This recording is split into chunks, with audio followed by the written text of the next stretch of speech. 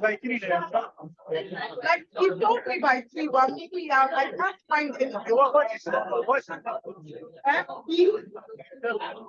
It's not long. It was one that also that by three. He told them four that and then that's one.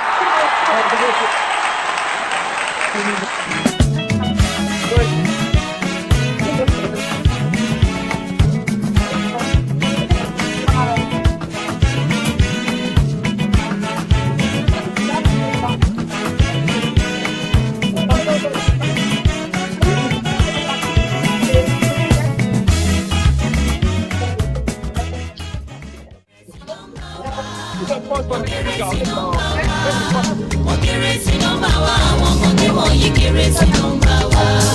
a ní wọ́n kéré o wọ́n kéré o wọ́n kéré sí nọ́mbà wa wọ́n kéré sí nọ́mbà wa àwọn ọmọdé wọ̀nyí kéré sí nọ́mbà wa. wọ́n kéré sí nọ́mbà wa wọ́n kéré sí nọ́mbà wa. Not because I suffer fast, not because I pray and fast. No be your show, no be that. I'm watching. Hey, Osinachi, I'm no qua, Osinachi. One name, Osinachi, I'm watching. Hey, Osinachi, Mama, Osinachi.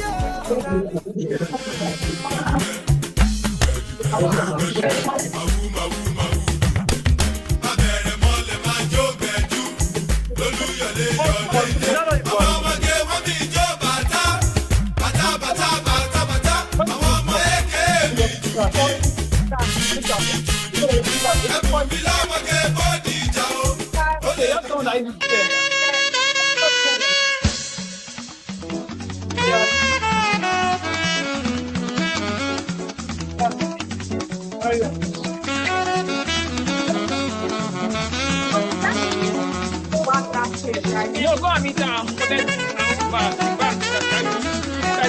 Downstairs, and she will come here.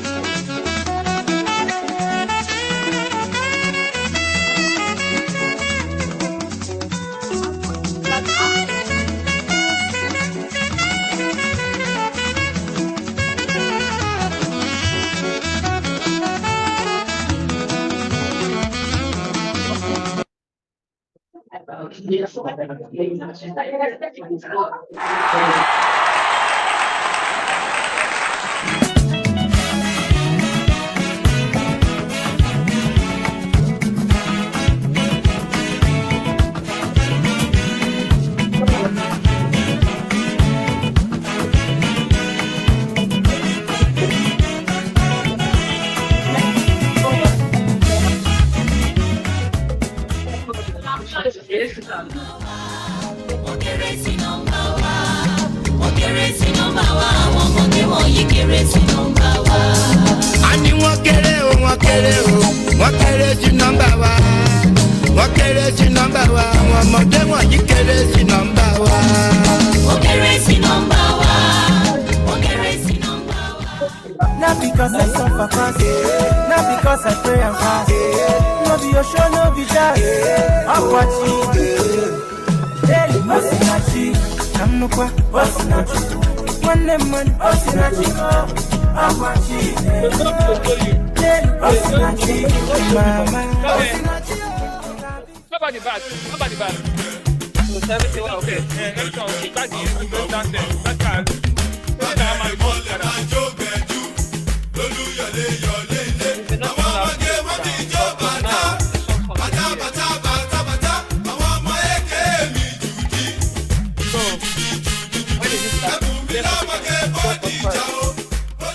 Okay, so who are your fans?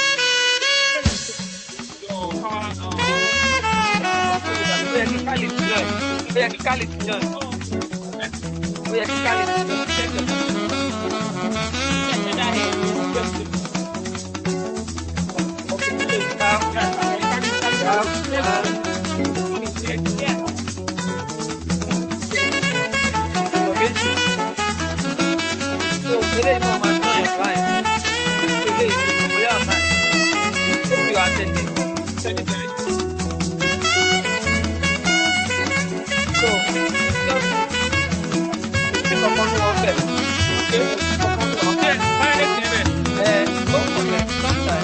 Sometimes instead of using their own dedicated link, some of them may use this general link. So you have to always keep an eye here. If they're there, you promote them. Are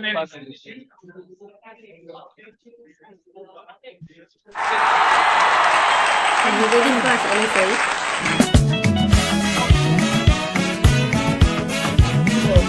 I suspect that you will not have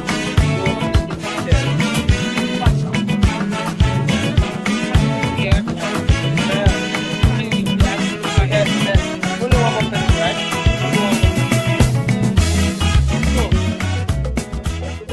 Guys, so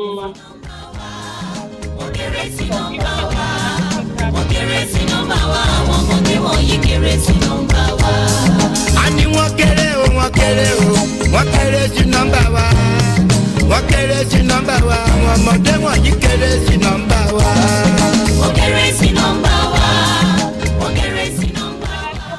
Not because I suffer fast, not because I pray and fast. No be your show, no be that. I'm watching. Hey, Osinachi, Namukwa, Osinachi. One lemon, Osinachi, I'm watching. Hey, Osinachi, Mama, Osinachi. So, is it charged? I'm not sure. You didn't see the cable there. Check. Check very well.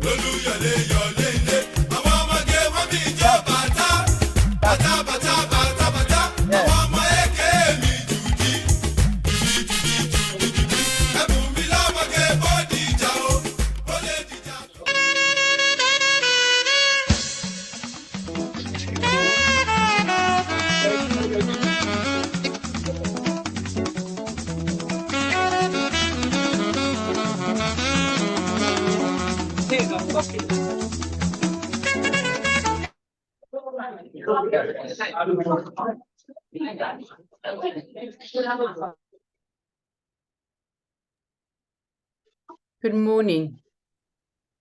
Good morning. Who's my pilot in the room? Yes, I'm here. Is it the gentleman in the purple top?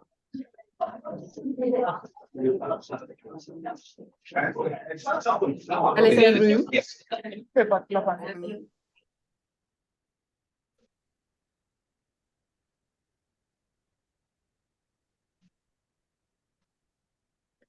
Good morning, Lego Studies. Can I just have contact with the person who is driving for us in the room?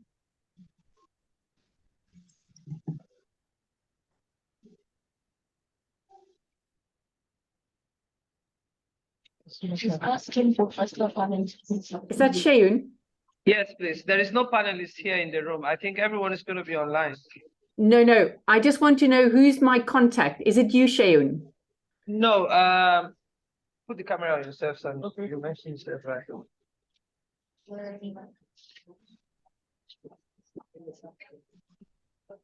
So it's both of them. Thank you very much. Thank you for organizing everything for us there. All right, shall we start? It's really wonderful to be back here in the Lagos Studies room. We have run a panel with journal editors for a number of years in a row now, and we're doing it again this time. It's one of the important aims we have at the Lagos Studies Association to bring the superstars of the future in touch with journal editors and to make clear what the sort of hidden curriculum is. So I am the chair of the Lagos Studies Publications Committee, one of a number of jobs I do for Lagos Studies, but the one that I think is the most important to our association's health and life. So we have here today, we are meant to have 4 editors, but the 4th one seems not to have arrived yet. So what I will do is introduce you to the editors. And then I will ask the editors each some questions so we can have a lively discussion rather than just have a head talk to you for 10 minutes and then another head. So I'll start just in the order on my screen. So I am, as I said, Kali Kutsia. I'm the editor of the Journal of African Cultural Studies. And it's a journal that has a special commitment to Africa-based scholars and a special commitment to first-time publishers. My dream author is someone who publishes their first article with me. So you may be that person. You may be my dream author. And I will ask Professor Bronwyn Everall to introduce yourself, please. Hi, everyone. I'm Bronwyn Everall. I am a historian and I'm based at Cambridge. And I'm director of the Center of African Studies, but I'm here today because I'm also the reviews editor for the Historical Journal, which is a broad historical journal based on any period, any region in the period between 1500 and the present. And I'm particularly here to talk about book reviews, which is the section that I edit. Thank you very much. So you've given us a sense of the period of your journal and also of the kind of submissions you would be looking for. The next person is Professor Mamo Muchi, who's not here yet. And I was very excited to have him here because his journal is a journal that I think many of you are looking for. Many of you are writing very political articles, articles engaged with infrastructure, with issues of social equity. And so I'm hoping he will arrive. And his journal is the African Journal of Science, Technology, Innovation and Development. And that journal is one of the Taylor and Francis family. So that means that you who are based on the African continent never need to pay to read that journal. I'm going to put that voucher out there for you. Taylor and Francis make it possible for any reader on the African continent to access the entire catalogue for free any day of the week. And don't keep it a secret. You can share that knowledge. I will put the voucher out there. So our third editor is Professor Akinola Odebunmi, editor of Contemporary Journal of African Studies, a good friend also of the conference. Please, sir. Thank you very much. As you have said, my name is Akin Odebunmi, but you are right to say Akinola because that's the way it's written. I'm one of the editors of the Contemporary Journal of African Studies. It's based in the University of Ghana. I'm actually a professor in the Department of English, University of Ibadan, but I'm currently on sabbatical leave at the University of Ghana, Legon. So I'm here to talk about the journal and to answer your questions as much as I can. So thank you very much. It's a pleasure. Thank you, sir. Yeah. So yes, the corridor between Ibadan and Legon is a strong one. It's of them. Thank you. Thank you very much. And the fourth editor is Professor Senayon Olaoluwa. Please go ahead, sir. Thank you very much, Kali. I am Senayon Olaoluwa, one of the editors of African Studies, based at the University of the Witwatersrand, and published by Routledge, Taylor and Francis. It is a multidisciplinary journal, and I am pleased to participate in this conversation from my end here in the UK until further notice. My primary institutional affiliation is the University of Ibadan, but I'm at the University of Oxford at the moment and joining this conversation from the University of Edinburgh. Thank you. Thank you very much. So I've written a message to our fourth panelist and hopefully he will come. Let me just see. Okay, I have an offer from a fourth editor to come in. If you can hear me, Professor Adejunmobi, we would be very grateful if you would come in. Are you at the moment logged in?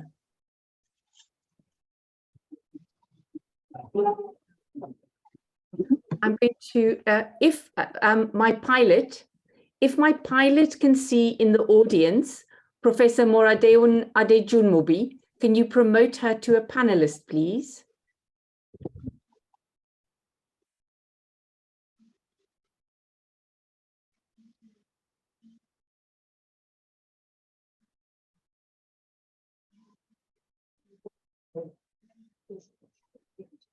Have you found her? Yes, please. And is she being promoted to a panelist?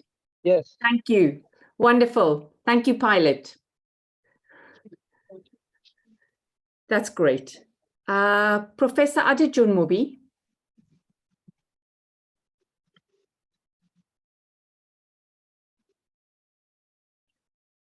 Thank you so much for stepping in.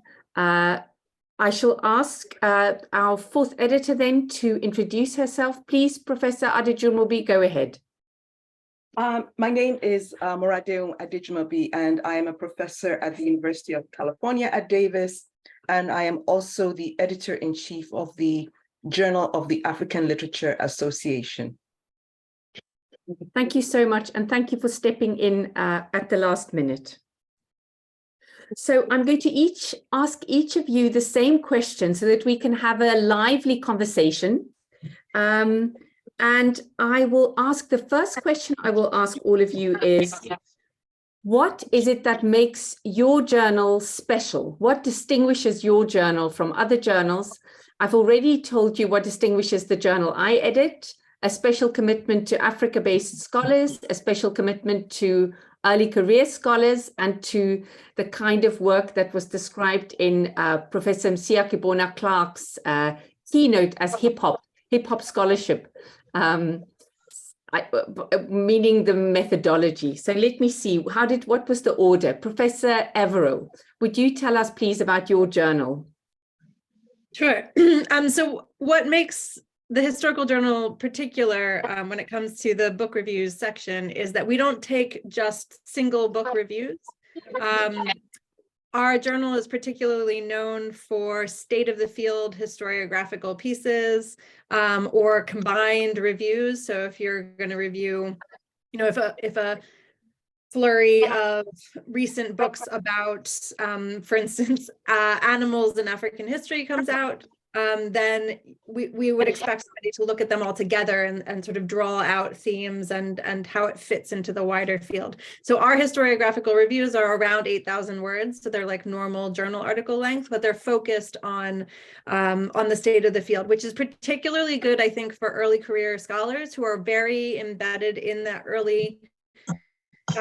in that state of the field kind of work. So if you've written a literature review, for instance, for your dissertation, that is something that could be turned into a historiographical review for our journal.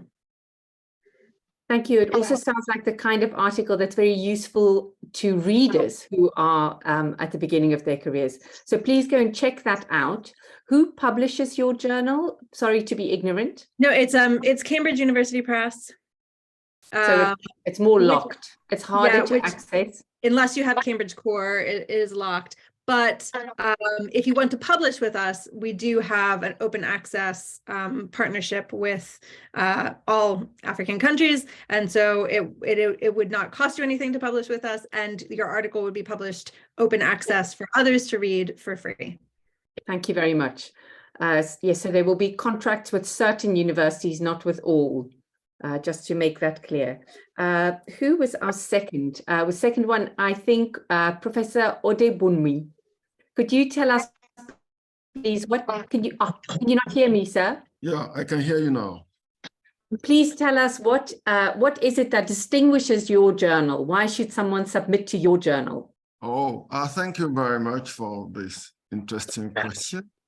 First, I'll say that the journal is published by the Institute of African Studies, University of Ghana. And of course, I'll say more about it later on.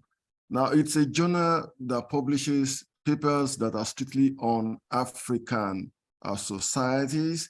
And of course, it's broadly interdisciplinary when it comes to African studies.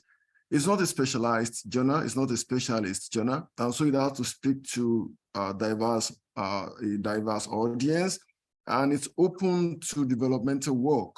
And so you don't have to really have completed your thought, but when you have some notes on your research, you can submit to us, and then we publish once the logic is clear, and of course it's clear the argument you are trying to put up.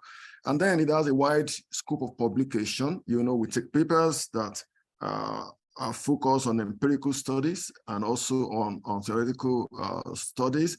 But then we also take invited public lectures. We publish invited public lectures, and we also publish inaugural lectures. Yeah, those are the key areas where we actually make interventions. Thank you very much. Thank you very much, sir. And am I correct also that the journal has a historical relationship with the African Studies Association of Africa conference series? Exactly, yeah, in the past. Yeah. So it's part of an ideological project. It's part of a political vision. Yeah, it's at the point, it's also connected to what LSA is doing now. Yeah. Absolutely right. Yeah. Thank you very much. And people sometimes confuse our two journals because we have similar initials. Yeah, exactly. So we are sort of non-identical twins. Yeah, exactly. Yeah. Mm-hmm. I think the next person, Professor Oluwa, please, if you could tell us about your journal. Thank you very much, Kali. African Studies is just the name of the journal. It is based at the University of the Witwatersrand, and like I said earlier on, published by Routledge, Tolu and Francis.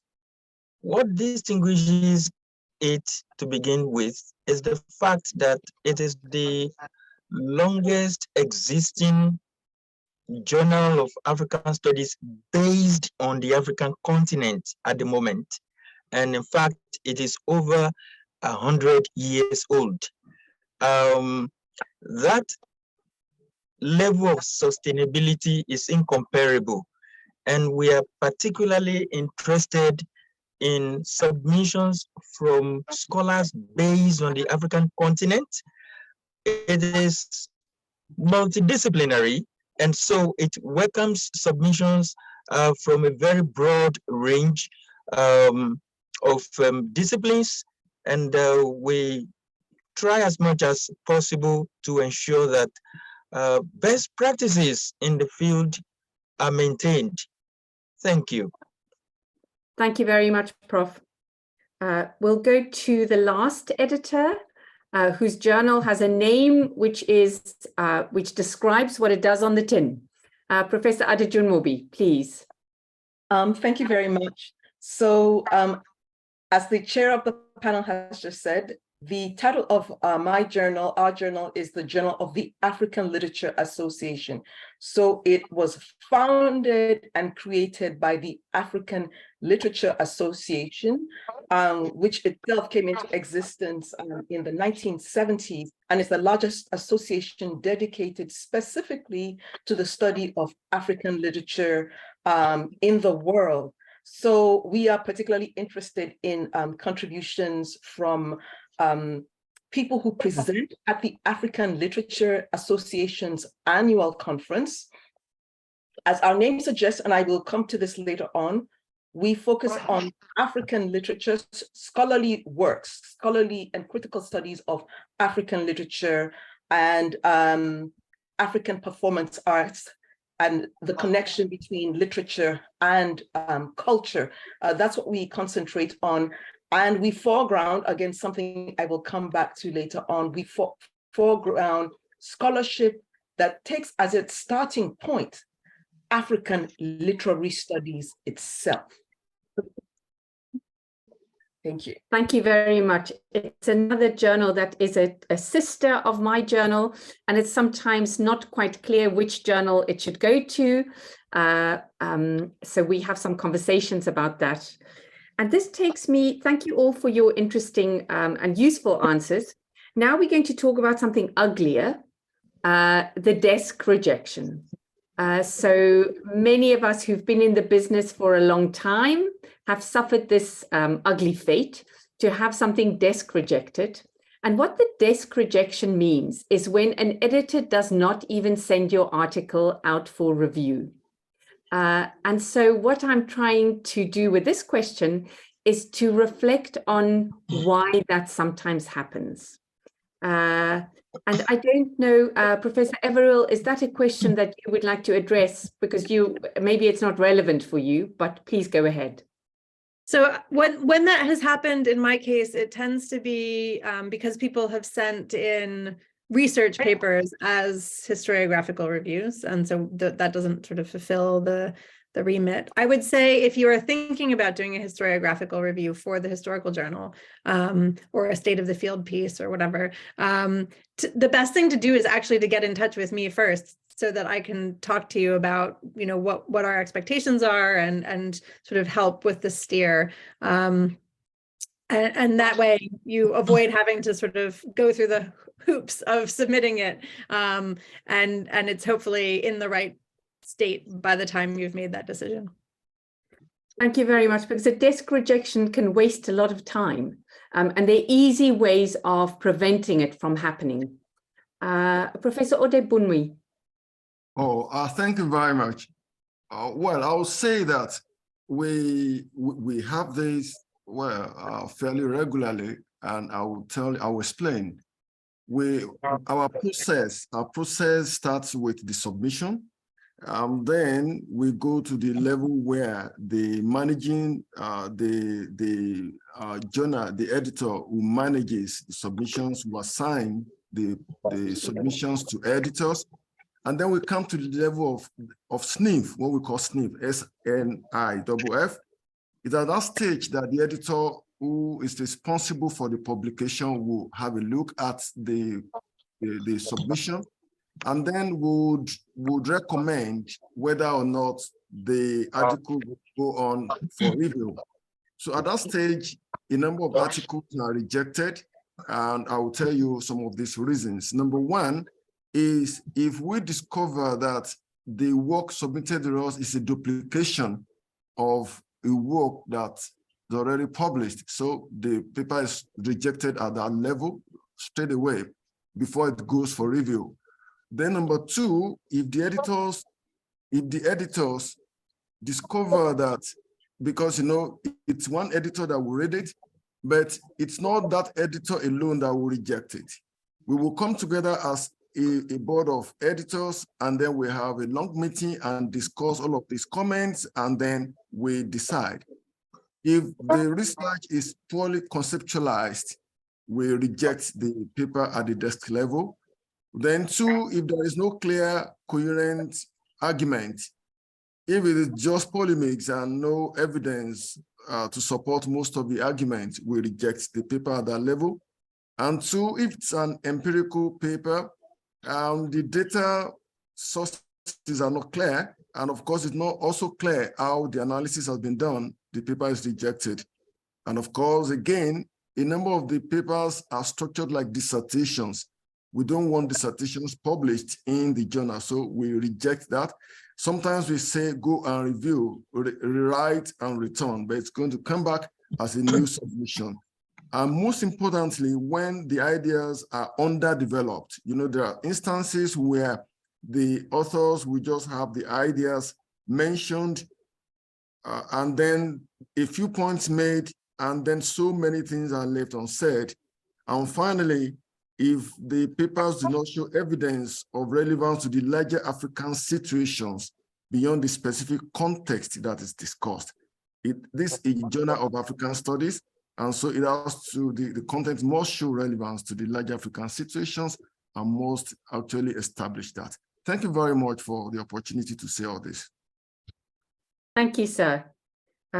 Professor Olaoluwa. All right, thank you very much. I'll just continue from where Professor Odebunmi has stopped, because the issues he has raised are those that we can relate to in African studies. So may I just then begin to add the following. Desk rejection occurs for us in African studies when, there's something I call an author submits something in an area of what I'll call a perennial subject. Perennial in the sense that some themes, some concepts don't go away. Everybody wants to return to them. And so you have a lot of publication traffic. But what it then means is that you have a huge number of people working in that area. We are committed in African studies to publishing only the finest. And so we are then constrained to compare what you are saying. How new is it? Maybe the word is how compelling. If we cannot find it compelling, I mean, it is desk rejected. That happens a lot. Another issue that is responsible is what I'll call buzz neologism. Something has just happened and everybody wants to work on it. Say NSAS. So I can illustrate with NSAS. We received a number of articles on NSAS, particularly from Nigeria, but only one in the end could make it, because we could only take the strongest, the most representative, the most compelling. Others couldn't just stand the competition. And that becomes, another reason for which some work, that's just an illustration, don't just make it beyond the desk stage. Then I need to also add this, because it's part of our own experience in African studies. There is what I call incestuous publishing. So I'll explain. Somebody's work has just been accepted in a journal, and maybe the author felt, oh, that was really cool, that was really easy for them. And then just 2 weeks after the acceptance or the publication of their paper in that journal in African studies, you want to submit another paper immediately.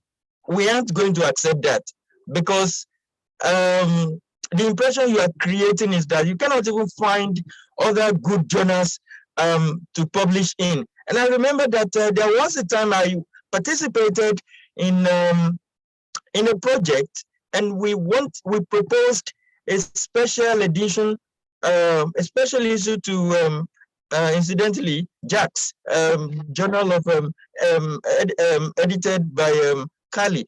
And the response was, you know what? I have taken a look at the abstracts from this proposed special issue, and many of them are from South Africa.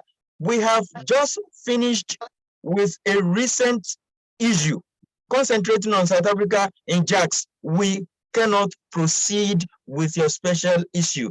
And that tells you that it is not peculiar to African studies, it cuts across. So you try and avoid what I call incestuous publishing. African studies will not take that.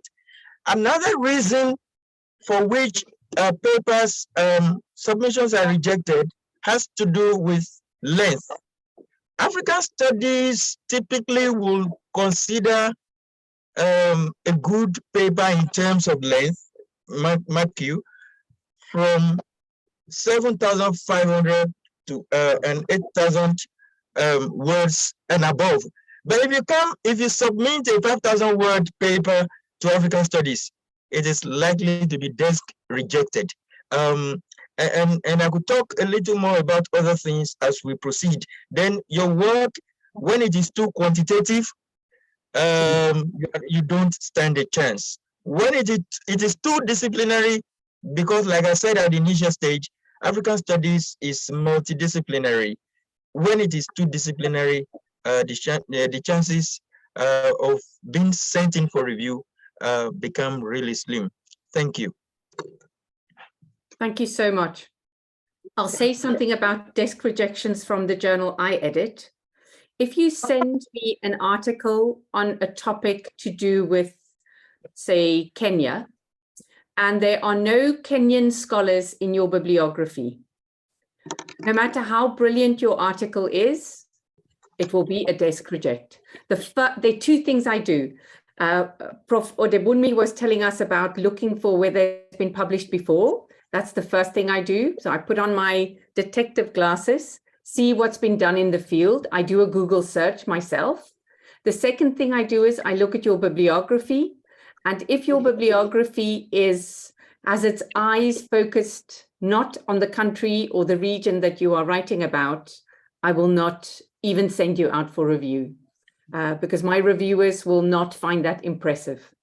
So that is another reason for a desk rejection from journals. I'm now going to take us to my favorite question, which is the question of what is the article that you would love to publish? What is your dream article? I've already told you my dream article is to work with an author who's never published before, to accompany her, to get that article out. I'm now going to turn, let me maybe reverse the order a little bit. Do you mind? Shall I mix things up a little bit? Let me start with Professor Adejunmobi.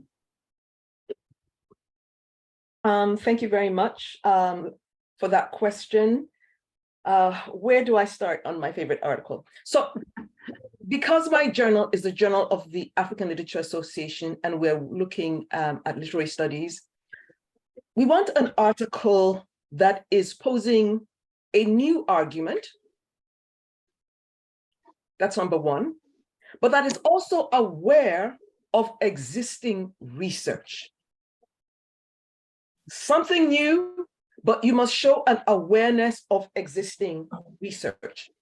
And since we are at the Lagos Studies Association, speaking about existing research, I'm going to talk about an earlier generation of scholars of African literature who are based in Nigerian universities, whose work almost never surfaces in the articles that are sent to us.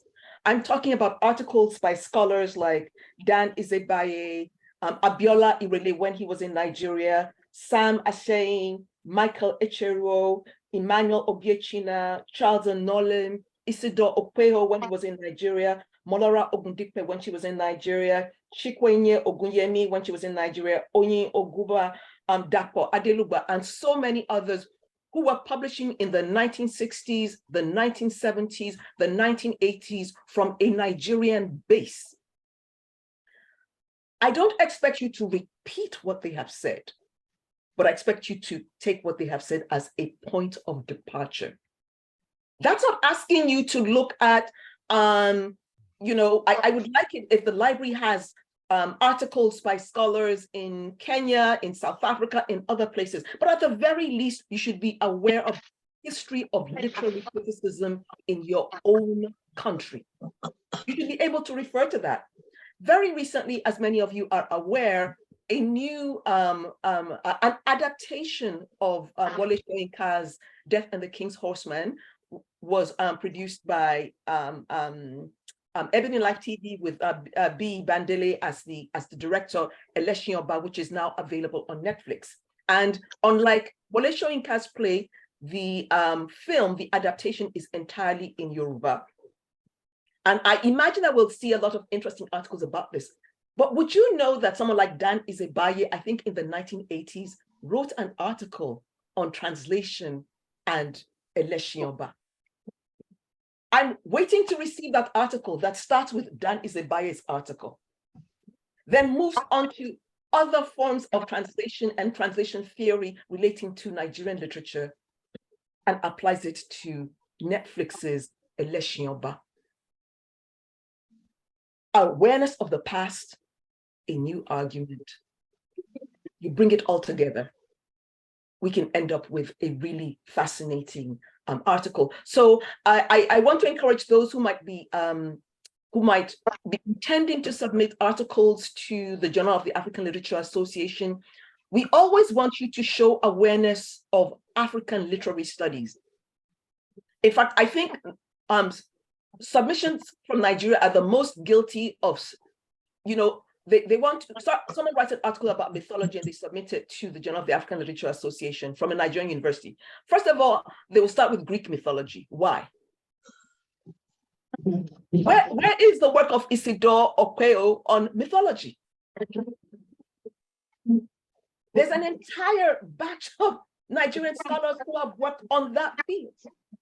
Why don't you start there and then gradually move your way forward? Something new, but awareness of the old. That's my dream article. Thank you. That's wonderful. That's inspirational. And it reminds me of another conversation that took place in this exact same room, maybe 3 years ago, where one of the mentors in the Women's Mentoring Network became heated and said, "Young girl, don't think you invented these ideas. We've been thinking these ideas for a long time." And I think it's, you know, there's a lot that is new, but all of these new ideas also come from deep roots. And it's often writing about those deep roots that the scholar sitting in Boston cannot do, that you are able to do because you have access to archives, to conversations, to intellectual records that the scholar sitting in Harvard or London doesn't have. Who would like to go next? Professor Everill, your dream resubmission. So, I mean, somewhat similarly, although maybe from the opposite side, we get a lot of historiographical reviews, you know, talking about the contemporary state of a particular field. So, you know, the contemporary state of World War II scholarship, or the contemporary state of,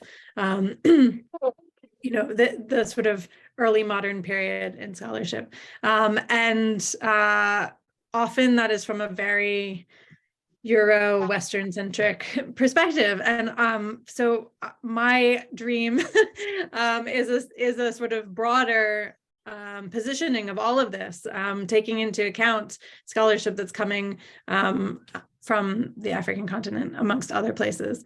And recently we were able to do that with one article on the history of money, which brought in, you know, the history of money from all different places, including histories of money in Kenya and in Nigeria and Ghana. And I would love to see more of that.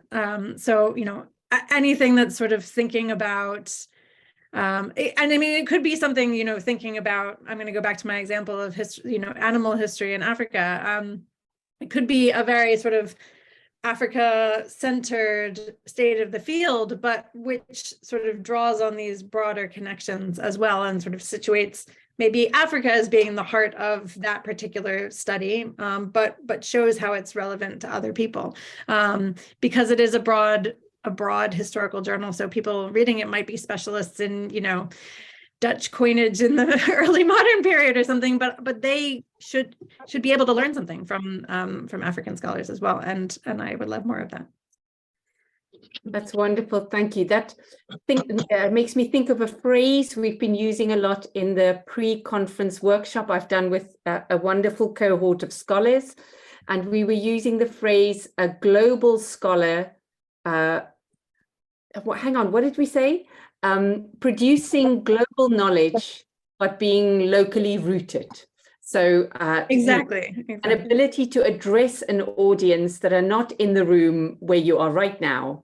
And that, I think, is the challenge for all the brilliant young scholars that we come across at the Lagos Studies Association, to develop that global voice. Thank you very much. Who shall we do next? Professor Odebunmi, your dream article, dream away. Oh, thank you very much, Kali. Well, at the Contemporary Journal of African Studies, we are interested in articles that do, number one, three things. One, clearly, correctly, and sufficiently engage the African content of the research, because it has to be that the African identity, that's the focus of the journal, is there. Then other articles will be those that come in fresh, original. You know, we just as the other speakers have said, we want articles that are fresh, that talk about new things, new approaches to particular issues, particularly when either such issues are old or current. Then there should also be articles that are coherent and then whose arguments or argumentations are thoughtfully crafted. You know, we have articles that contain very bad argumentations, and it's really difficult to tie a lot of ends together in such articles. Then another one is that we want articles that will engage with existing scholarship on this subject, you know, acknowledge, just as other speakers have said, acknowledge the work in the discipline. You don't just start from nowhere, or you start to talk about things that others have exhausted. We want something new, engage the scholarship canonically and emergently. And then we need actually a manuscript that is well written. And so we would actually, if we can avoid it, we want to avoid an article that will get us involved in doing the editing for you. There are sometimes articles that are written that are sent to us, and you know, the grammar would not really be encouraging at all. And yet some of the ideas are good. So we don't want such. Please do as much as possible to ensure that the articles are well edited before they are sent to us. Then we want articles that will give attention to details. And then finally, articles that will be well referenced, articles that will be well referenced, although we have our own style, which will be given to you at the end of the day when your article is accepted. So thank you very much, Kali. Thank you, sir. So this question of making the intervention in an existing argument is one that we've been talking about a lot in the pre-conference workshop also. To imagine the topic being like a bus that's coming past, it's already full of people and you get on the bus halfway through. It's not like you've made the bus. You're not the first person to get on. It's been happening, and you have to get your space in that existing conversation by being respectful of those who've gone before and by showing knowledge. Because guess who's going to be asked to review your article? Precisely the people who've written on that topic before. In the pre-conference workshop, what I was saying is, please don't talk about the manufactured gap in the literature.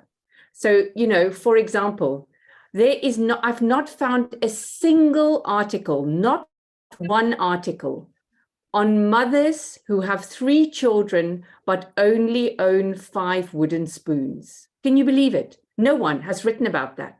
It's a massive gap in the literature. Should I write that article? Absolutely not. It's nonsense.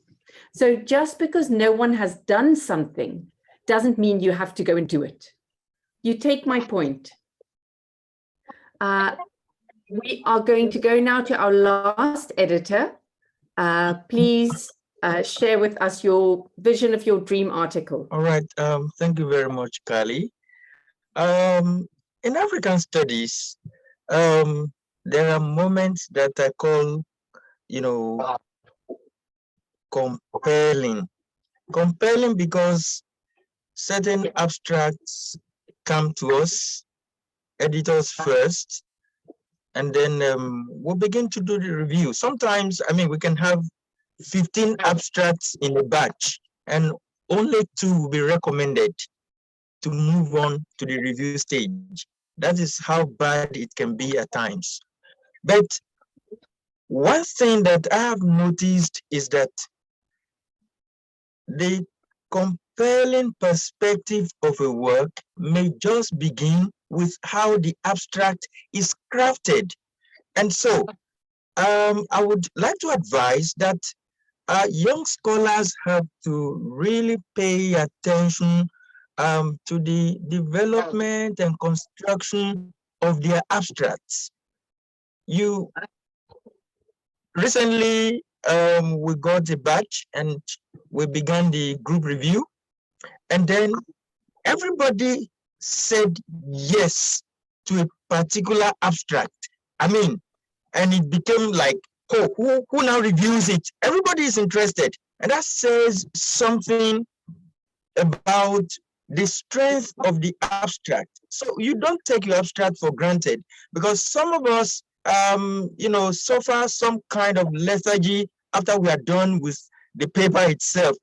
And we are now like, let me just write anything as the abstract. You may have done a good job, and will not be compelling, and that may, you know, make you miss your chances with African studies.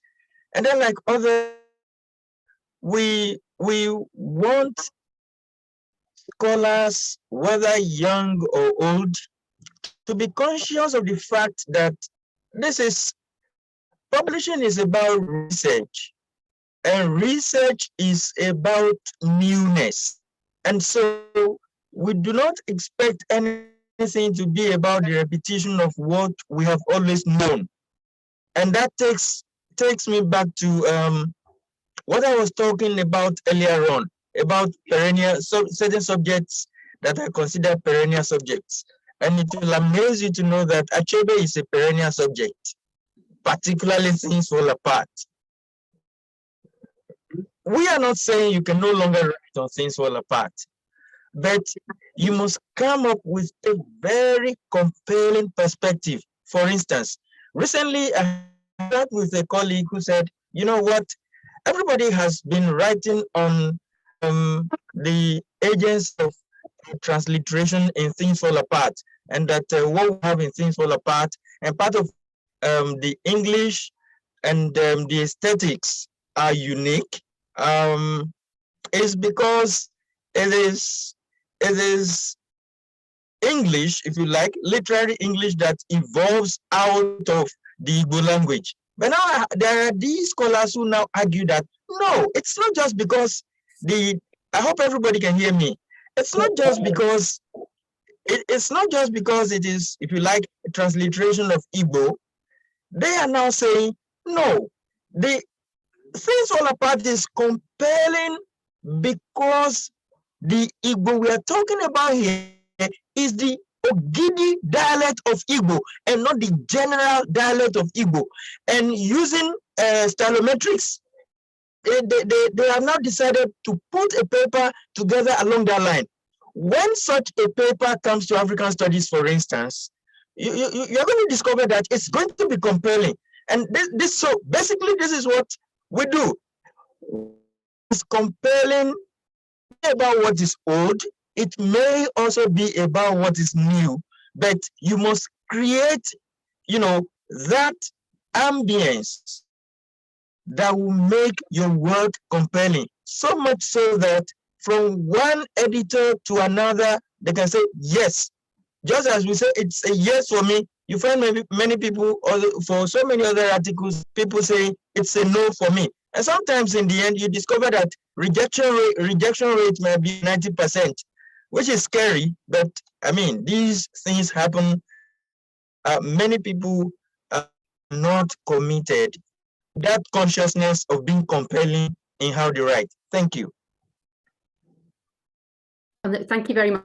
On the issue of rejection rates, of course, you also have to think how many articles a journal receives.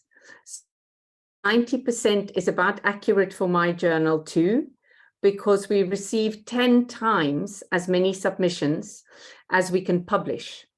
And so some journals are desperate for copy, some journals receive enough good submissions to make it through. And to have the submissions move through the system, you need committed reviewers. So that is the thing that gives editors gray hairs.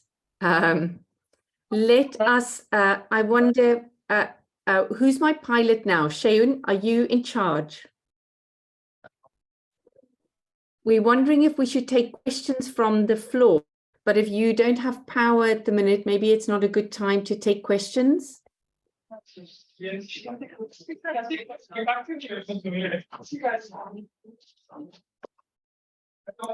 So what we're going to need is for whoever asks the question to come up to the microphone, and then we are willing to take some questions. I would like I can see a hand in the audience. Thank you. And we are going to take some questions from the floor, but I'm going to need some on the ground. So maybe who is in the room who's willing to take on that job? Sheun, are you busy? Find another person to be Oh, just stay here. Oh, okay. Is Elizabeth Olaiwola in the room? Yeah, someone is here to ask a question. Can I ask Dr. Olaiwola, who knows my protocol, to please be in charge of question time? Thank you. Dr. Olaiwola, could you please feed us the questions, collect them, or help people get to the microphone, because we can't see you, so it's quite difficult to know how to communicate. We are ready to take questions. We'll take. Right. Ademola is here and is close to the microphone. Please go ahead. Okay, yeah, thank you, Kelly. Can you hear me? Very well. Okay, yeah, I want to thank the panelists for those useful insights with respect to publication. Well, yeah, I've done a couple. Moradion's journal, at least I published a paper, and then they have also invited me to do a review for them, which I've done. So one is not new in this field, but I have a question, and I don't know, maybe because I don't operate too much across journals in terms of, extending publications here and there. But something happened with the submission, which I want to raise as a question. What do you think about it? Which is, there was a call for special issue, and we began with abstracts. I pitched the abstract, they accepted it, and then gave a time frame for the writing of the paper itself, and it was done, and it was accepted, and it was acknowledged. And then a few months later, they wrote back to say, you know what, we're sorry, the focus of the special issue has changed. Yes, Kali, I too was stupefied. So the focus of the issue has changed. And here, I won't mention the name of the journal, but it's a very reputable international journal in this case. Anyway, what happened was that the general editor of, or editor-in-chief of the, wrote to me to say, here is what the, guest editors have said. I was so sorry, but I'm going to publish it in my other, edition, whatever. What I did was to thank them and say, yeah, I'll do that. But immediately I sent the paper to another journal. I'd like to hear your view, whether this is an ethical, professional, sensible practice, in that sense. So I'll leave it there. Thank you. I'm just quickly going to deal with that one because it's very specific. While Dr. questions, it's happened at all journals, I think, that because of what comes in, the scope of the issue has to change. I mean, editing a 5-dimensional cube that keeps morphing every day, you have to be nimble on your feet and just roll with the punches as they come. So I'm really sorry about your experience, but these things do happen. I don't think it's necessarily unethical. Without knowing more about the process, I couldn't say that it was unethical. Another question. Yeah. Are you Elizabeth working has with a the question. microphone? Yes, Elizabeth has a question. Please. Thank you very much. I wish to ask, please. So much has been said about what makes a journal special, when an editor does this and that and all of that. Please, could you please help us talk about the funding? Sometimes to publish in journals like this, the money, the funding aspect is what discourages some other people. Is it free, or how do we go about the funding, please? I don't know if one of you is desperate to answer. It's a topic I feel very passionate about. Okay. Everyone, Sorry. let's Professor Adejomobi go first. So thank you for that question, which is very, very topical. A proper journal, a respected journal, will never ask you to pay for publication. The first sign that a journal called a predatory journal, not to be taken seriously, is that they pay. A respected journal will never, ever, ever ask you to pay. You might look for funding to carry out your research, but not to publish. So I think the editors of all the journals that are represented in this forum, you do not pay. You simply submit your article and it is reviewed according to the standards of that journal. Precisely. Thank you. You could see we all wanted to jump on that question and we all want to shout the same thing. Never, never, never. Be careful of those Yahoo boys. As soon as the journal wants you to pay, run. Don't. Please go ahead. Can I go ahead? Thank you very much for that question. It's a serious question that is both how do I put it now? Fascinating and disturbing. Disturbing because often when a question like this is asked by our colleagues, it's because from my experience they have launched their publication career, so to say, by publishing in some national journals, say in Nigeria, where the editors ask for publication fees, and I need to explain this, not because ordinarily the editors would want to do that, but because the editors of these journals in most Nigerian universities don't even have the institutional support. So for them to remain current, for them to continue to publish these journals, they have to seek support from the contributors. And there is a sense in which if you do too much publishing, so to say, with journals based in Nigeria, I'm sorry, I'm using Nigeria as an illustration now, you then begin to think that to publish in these Q1 journals outside the country, you also need to pay, which is not so. Of course, I am not saying there are no exceptions. For instance, at the University of Ibadan, there is African Notes published by the Institute of African Studies. This journal was established in 1962 and is still publishing till today. Quote me anywhere. We have never received a dime from any contributor, and it is part of why the standard remains high. I was editor for 4 years and we never collect, and there were times after we had done all the review process and we finally said, we are pleased to inform you. Some Nigerian contributors will say, so how much am I paying? And we then say, you're not paying anything. And they're like shocked. But that is also part of how and why we maintain the standard. The same thing now goes for these world-class journals that you find everywhere by Routledge, Taylor and Francis, Cambridge University Press, Oxford University Press, Sage, and all. I have published in a number of these journals and I have never paid a dime.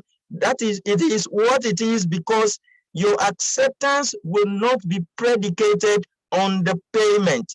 The payment you do has a way of influencing, the decision of the editors. And that's why those journals are predatory journals. So, and that's why when you submit your article to them now, 5 minutes after, you are writing a letter. We are pleased to inform you that your paper has been accepted. So go and pay $200 into this account and you are accepted. And then you know that you are going nowhere with this in the end. Thank you very much.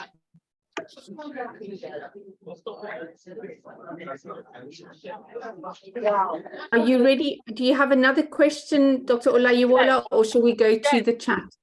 We have a room full of questions, actually. So Chinedu is standing by. All right, thank you, Prof, for your expositions. They are quite helpful. But I have a little concern and I need a candid advice. You see, I'm a historian, in some micro Igbo communities and some other parts of our society, we have some areas where certain aspects of their histories that are yet to be reconstructed, in fact, do not have extant literature about them and where you can take off from. And it then means that whatever you have to write will depend wholly on oral evidence. Now, because of the things you said about bibliography, I would want to get some advice. If you have such an article whereby the content of that article is about, from oral evidence, about 90%, how would you expect that, or how would you advise the author of such article to go about things about bibliography? Thank you. Thank you for that question, which is one of those big meta questions. It's a question about lots of questions. And I think the best thing for you to do, sir, is to get yourself in a conversation with the other historians at the conference and to have a good debate about this, because I think it's a fascinating question. It's a question that goes to the heart of your discipline, and it's not one that we 4 editors can solve for you here. It's a really important question. So I'm sorry to disappoint you. Can I just jump in and say, but going back to what others have said already, if you're writing an oral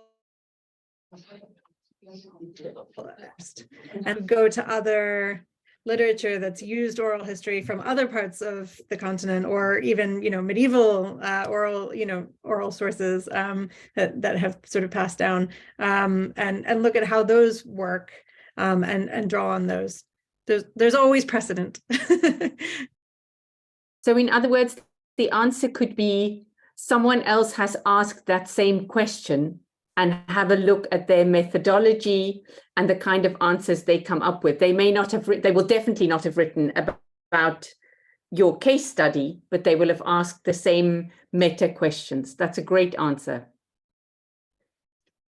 We have more questions here. Yes, please. Good afternoon. Hello there. Thank you for this session. My concern is on the length of time most of these articles we send out to journals like yours take for publication. Sometimes it takes 3, 4, 5 years for it to be published. That's the truth. I had one like that. Thank you. Thank you so much. I see there's a similar question in the Q&A, so that's a great one. The one in the Q&A was addressed to Professor Odebunmi, but I think all of us have had those articles that grow up on our desks. Is there someone saying something in the house? Okay, yeah. Can I say something here? Please, sir, go ahead. Well, it's actually something that editors themselves really don't like. Yeah, we really don't like it. And, when you have an article staying with you for too long, you are disturbed. But sometimes because you don't have the right reviewers to look at the paper. Sometimes you think it's a very simple area, very common, but sometimes you really don't find the proper reviewers. And of course, the implications of not getting a paper properly reviewed. That's number one. Then number two, you have the right reviewer, and the review isn't coming in. You keep writing. There is a particular case in my journal now. For about 2 years, we have sent out the paper to the editor, to the reviewer, and he's very qualified, but he is yet to return it. We look for others. We send to another person. We still don't have the review back. What do you do with that? Could do is just explain that the paper is yet to be reviewed, and that's the problem. But sometimes you are very lucky, you have the reviewer who attend to the papers promptly, and then you are able to get back to the authors. So that's one problem, and we only need to pray for more competent persons who will be more committed to the review job. That's my intervention. Thank you. Thank you. I think all editors can sympathize with that. We lie awake at night waiting for those reviews. Sometimes you give up on a reviewer, you find another reviewer, because reviewers do it out of the goodness or the badness of their hearts. The reviewers don't get paid for doing it. I may also add something. Thank you very much for that question. Another way of addressing it is that the length sometimes also speaks to the difference between the predatory journals to which you pay and get published within a few days or a few weeks, and these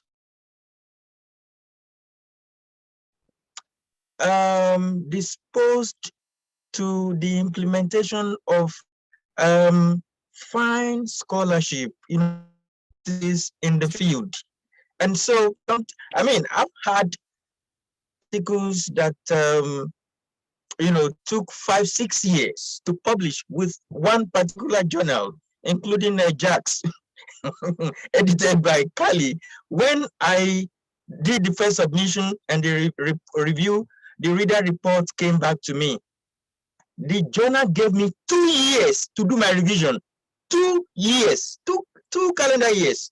Now we are giving you, I think the first report came in, say, 2012, and I was giving up to 2014 to do finalize my resubmission. That tells you. And so I had to take my time, spend 2 years, and it was like every day I had something to do on it before I could pull through. That says something about the necessity of resilience, because you're going to find another journal that will say, oh, bring your journal and bring your article and we'll publish it for you the next day.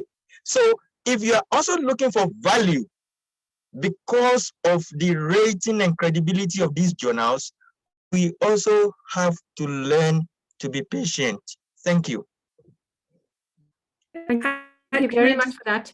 Can I just add 2 small early career advices? One is that if you're working in social sciences or hard sciences, you might think about publishing it as a working paper first, because those are ways of sort of staking your claim to a territory, so if you're worried that if you're going to present at conferences and then people are going to steal your ideas, if it's published as a working paper, often in social sciences, like economics and that kind of thing, you can still publish a separate paper.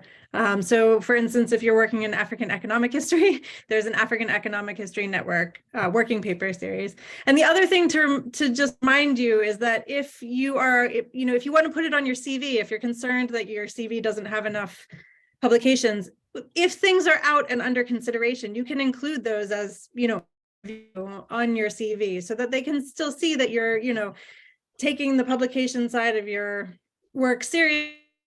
And they'll be more impressed by something that's under review for a long time with a prestigious journal than that you've quickly published something with a predatory journal. So just for... I also wanted to add that another dimension of this is the author's willingness to undertake the revisions that have been requested. Because I have had a number of instances where we did find the reviewers did submit on time, and we asked the author to revise the article following the recommendations of the reviewers. And then the author sent us back the article in 1 week. If you do that and you do not attend to what the reviewers have asked for, and I publish that article, that means I can never go back to those reviewers and ask them to review another article, because I'm basically saying that all the work that they did on the article was meaningless and useless. So taking the time to revise your article following the recommendations made by the reviewers is part of the process.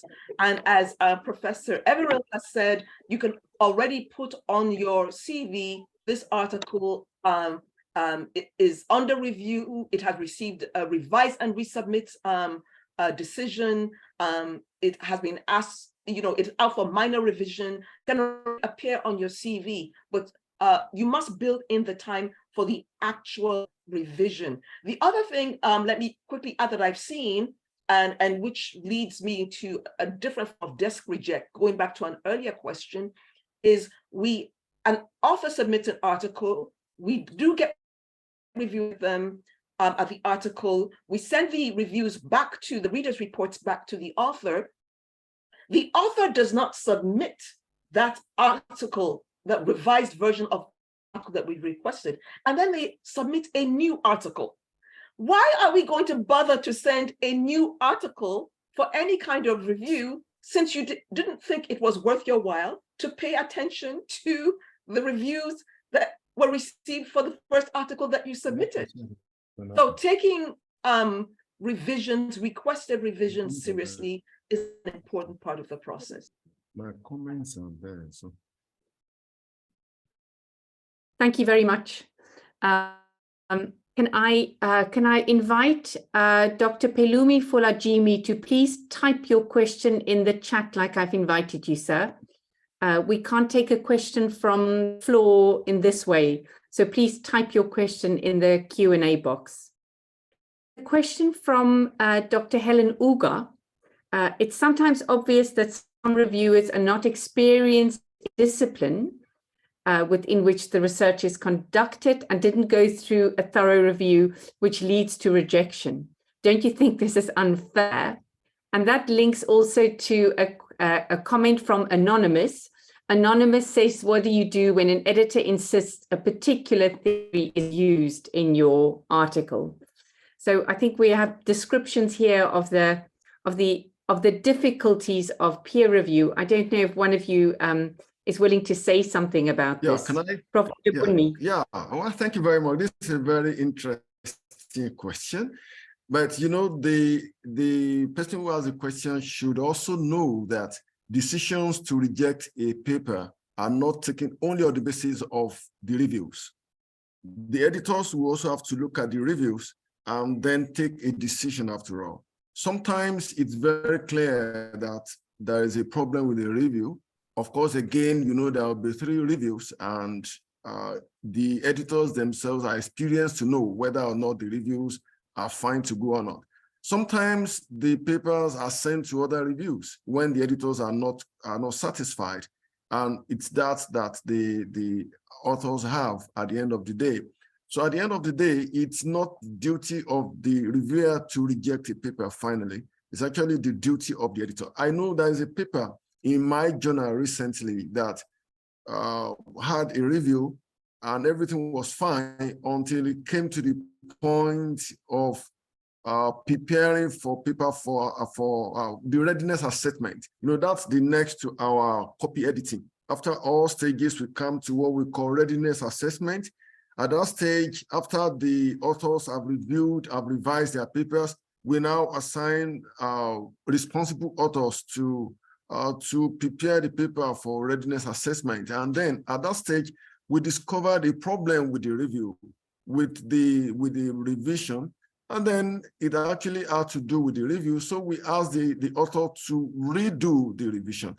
Initially, the author was reluctant, but we insisted that that was what was right. And the author had to do it, and then the paper eventually got accepted. So there is a very serious gatekeeping process when it comes to journal article publishing. So that's my intervention. Thank you. Thank you, sir. I wanted to say something else. You know that person who, when you talking to a group of friends and you are talking about a particular topic, and the person comes in and they start talking about a completely different topic. Now that different topic may be really interesting, but it's a different topic. And sometimes with journals, it is the same thing. Journals are having a particular kind of conversation. What you are saying could be brilliant, but it's not relevant to the conversation that is happening in that journal right now. So for example, if an article comes to my journal and it is a brilliant article about the building of a dam in Ethiopia, it's fantastic. But we don't publish articles on infrastructure or on dams. If you were writing to me about the kind of cultural stalls that were set up around the workers who were building the dam, that might be relevant to my journal. But so the assessment not to publish doesn't mean your article is rubbish. Sometimes it just means your article doesn't fit. We are having a conversation here and you are not entering into that conversation. I know rejection is hard in life, as in journal articles. You know, we all get rejected on many levels, or I do. I don't know about you. Dr. Olayiwola says there are more questions in the house. Yes, we have Dr. Mujidat from the workshop. Good afternoon, Professor Kalin, and all the Good other afternoon. panelists. I was listening. I think my comments will be going to Professor Akinola and Professor Moradeung. I heard them talking about their dream journals, and I think I have their dream journal, and so I'll be getting in touch with them. I'm studying adaptation, and I'm looking at how the scripts or the texts are changed into the books, the films, the computer games, the toys, the audio books. So I'm looking at the process in which the film, or rather the book, becomes those adaptations. And fortunately, I also used LSA, Death and the King's Horseman, as one of the things I'm studying. So I'm hoping to get in touch with the two of them. I just wanted them to know that. Thank you. So this is more like a sort of advertisement. She's However, coming. please note that you can only submit your article to one journal at a time. You cannot submit the article to 2 journals at a time. But we would be very interested in looking at this subject. Thank you. Thank you very much. There's a question from the chat by Dr. Pelumi Folajimi, who is asking Professor Odebunmi about the levels of care you extend to your rejectees. How much care and attention and discussion and explanation are you able to give to rejectees? Oh, well, thank you very much. Well, as editors, we have to stay objective. We have to stay objective. You know, where we feel efficient, we may decide to add editors' comments to it. So what we do is to ensure that, one, we let you feel good about scholarship, but, you know, we will also let you know that the process is a very objective process, and that you can always make another attempt. You can always submit another paper to us or revise that and send it to us as a new submission, and we take it.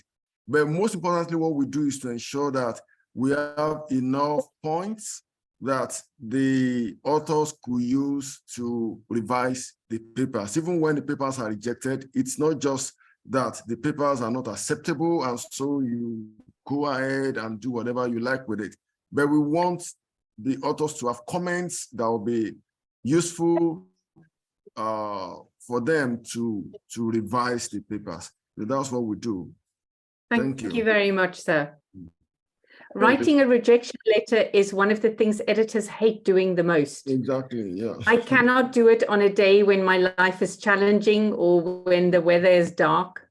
I have to be strong to write those letters because it's a really unpleasant and demanding task. Mm-hmm. Dr. Olayiwola, are there more questions on the floor? Yes, ma. Yeah, thank you. Can we have it? Thank you for the wonderful session. My question is, what do reviewers or editors in African Studies Journal, what do they look out for when you want to do interdisciplinary work? Because African Studies is a multidisciplinary studies. So what do reviewers look at in terms of methodology? You know, if you want to do interdisciplinary studies, what do reviewers look out for? So in terms of diversities in methodology, so what are the things they look out for to integrate those varied methodologies or framework? Thank you for that great question. And I'm going to answer that question from the chair.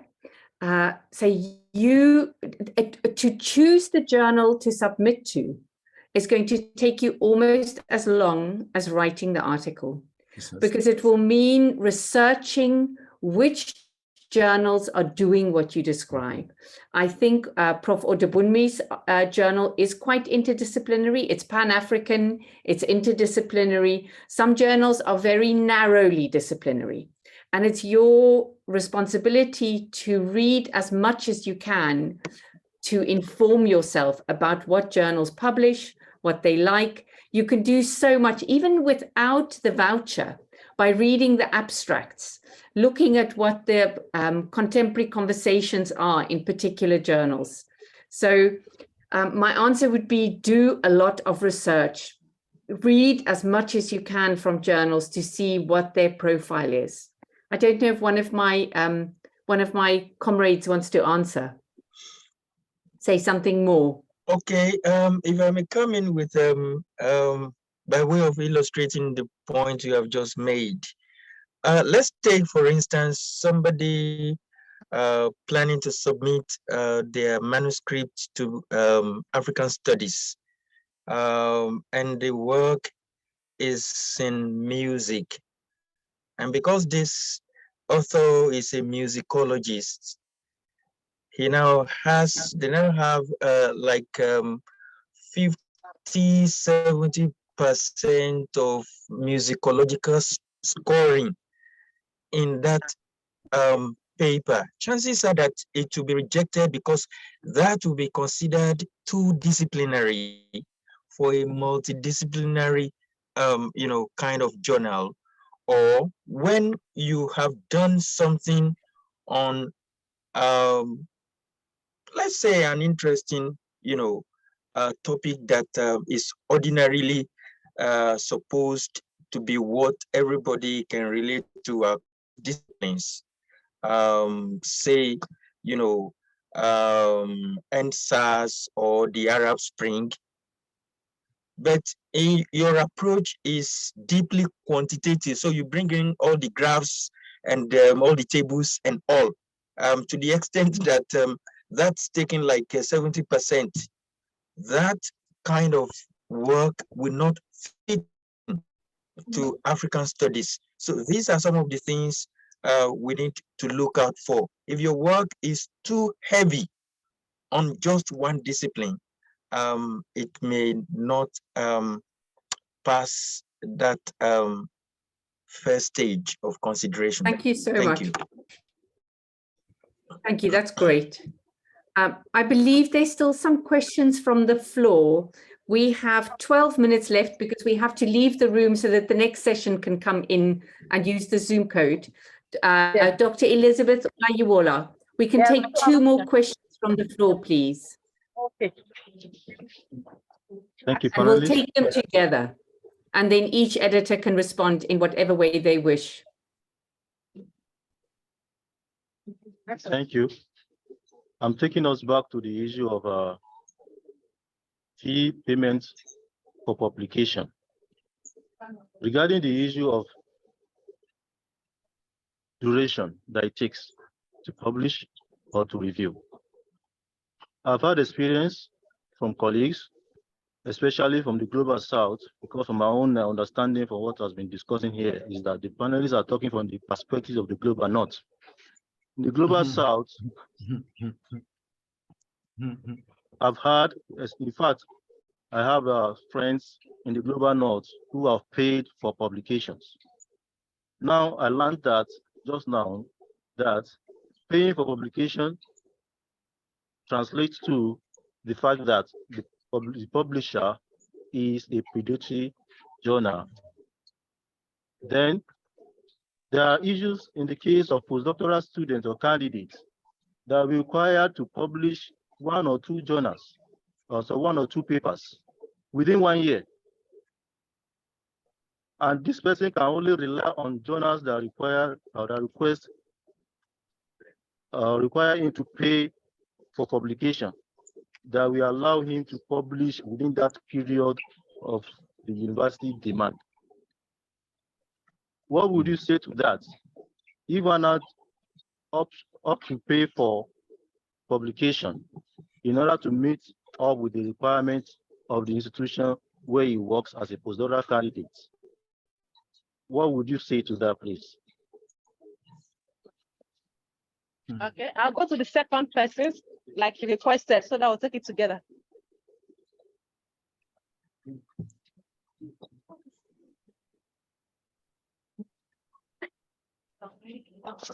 Go ahead. Good afternoon. My question is it the practice to just pick up on a candidate and ask to call? What I'm asking this is that I have a personal experience and I'm kind of confused about it.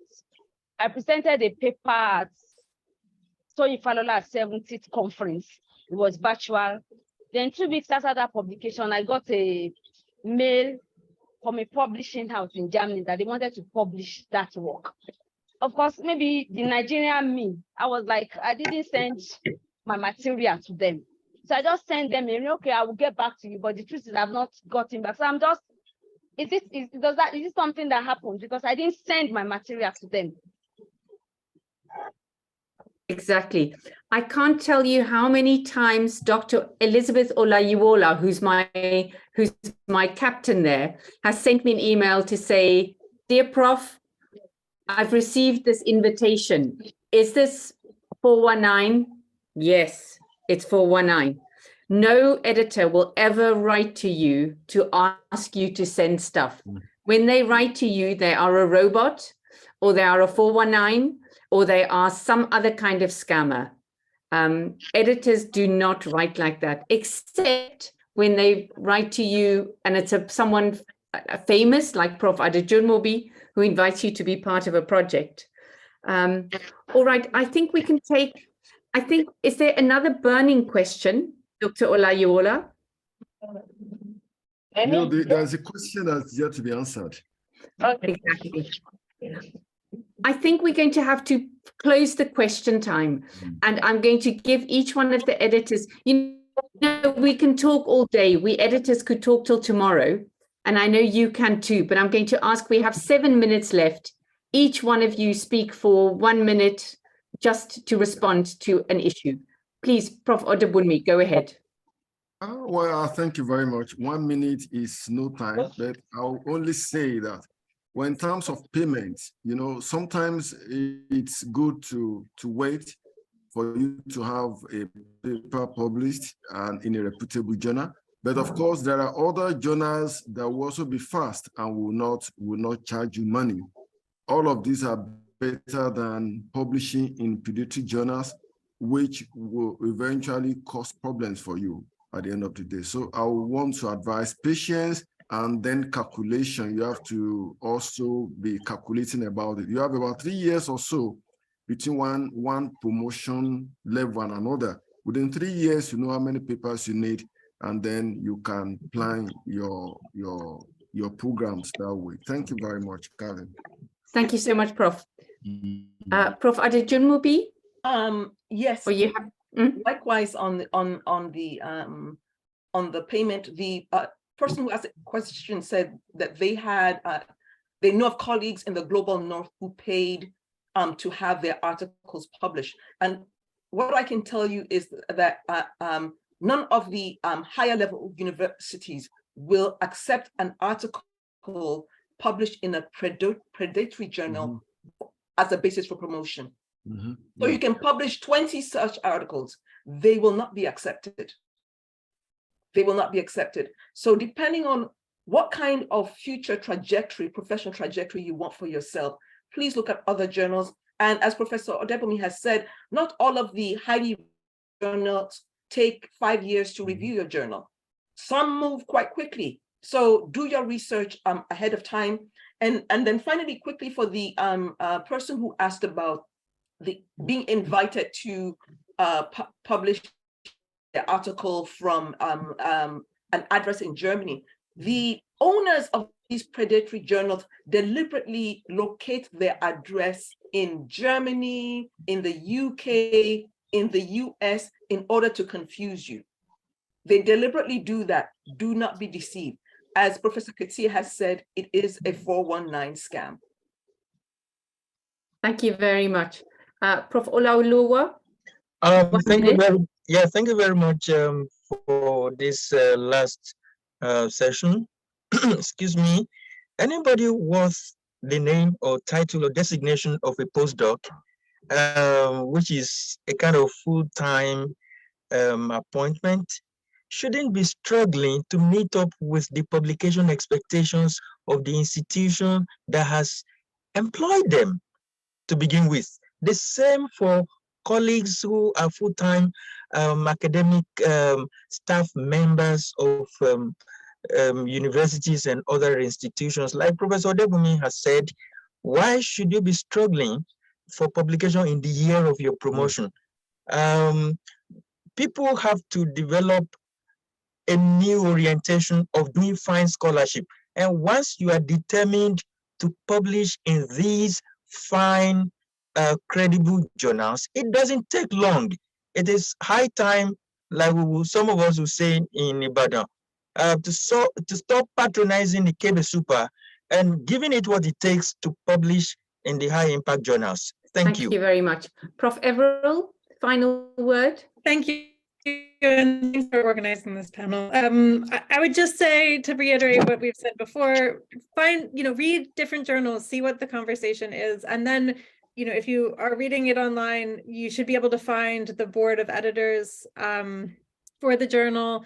Reach out to them first. Would be my suggestion every time. Reach out to them first and say, I'm thinking of writing something in this line, or I've written something in this line. Is this something that would be of interest to you? And that will save you time in the long run. And you might get some buy-in for the whole process of working your article through, if they've had a conversation with you and if they see where you're going with the idea to begin with. So don't be afraid of reaching out and making those personal connections. Thank you very much. And there are other sessions at LSA about how to do that professionally. Address people by their title, not by their first name. Be polite, don't be pushy. There's a tone in which these things happen that make editors read your letter with joy and interest, or feel like that they don't feel like responding to you. This is one of the things that we do in the Lagos Studies mentoring sessions, to talk about tone, to talk about appropriate and professional behavior.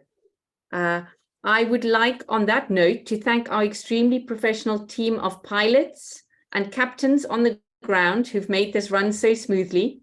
Thank you very much, all of you. We can see you, which is really nice. Thank you very much. We couldn't do this without you. And thank you to my comrade editors for giving your time here and in your work as editors. Thank you very much. And to our audience and future authors and past authors, I'm sure. Thank you for coming to the session, and enjoy the rest of Lagos Studies, the intellectual and social highlight of the global calendar. Thank you. Thank you very much. Thank you, everyone. Yeah.